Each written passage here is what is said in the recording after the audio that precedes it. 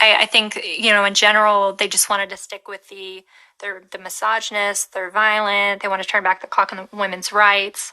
And I didn't find any of those things to be true. And then of the issues, I didn't, actually the responses I got from a lot of feminists were very hypocritical because, for instance, Catherine Spiller in one of the Raw files, I asked her, what's your take on how men don't really have a choice when a woman decides she wants to have an abortion? What do you think? What should we think of that? What should we make of that? And she said, well, they should have thought of that before they had sex.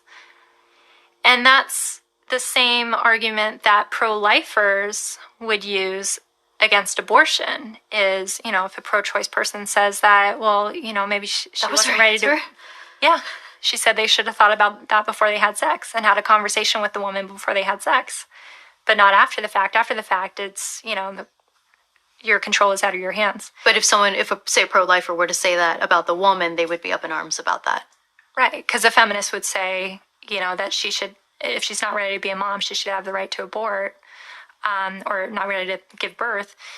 And, a pro-lifer would say, well, they should have just thought of that before they had sex. So, those kind of responses and rebuttals were a huge letdown, and definitely part of the reason why I dropped the label feminist, because probably the number one reason I dropped the label of feminist was because of the hypocrisy that I was seeing within feminism regarding men's issues and the broader perspective.